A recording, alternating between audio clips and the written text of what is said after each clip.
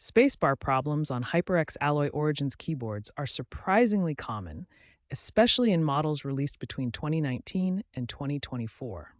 Many users experience these issues after about a year of regular use. The most common symptoms include inconsistent key registration, complete non-responsiveness, sticky movement, and double spacing or missed inputs. These problems typically appear after 12 to 18 months of regular use. Understanding the root causes helps determine the best solution. Research shows that dust accumulation is responsible for 65% of spacebar problems, making it the primary culprit. Stabilizer problems account for 25% of issues, while switch degradation and software conflicts make up the remaining small percentage. Before opening your keyboard, start with software troubleshooting. This simple approach can resolve issues without any physical intervention. First, test your spacebar in multiple applications like web browsers, text editors, and games. This helps determine if the problem is application-specific or system-wide. Next, check the HyperX Annuity software for any key mapping conflicts. This software controls your keyboard settings and could have conflicting configurations. Third, verify your Windows key repeat settings. Sometimes system-level keyboard settings can interfere with proper spacebar function. Finally, test your keyboard in Windows Safe mode. This eliminates potential software interference from third-party applications or drivers. If software troubleshooting doesn't resolve the issue, the problem is likely hardware-related. This means dust accumulation or physical component problems require cleaning or repair.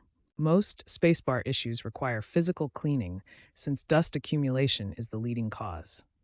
The next section will guide you through the proper cleaning process to restore your spacebar functionality. Before starting the cleaning process, gather all necessary tools and materials. You'll need a keycap puller or flat tool, compressed air, isopropyl alcohol between 70 and 99%, cotton swabs, and a small brush.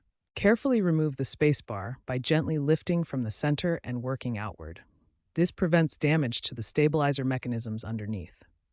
Take your time and avoid using excessive force.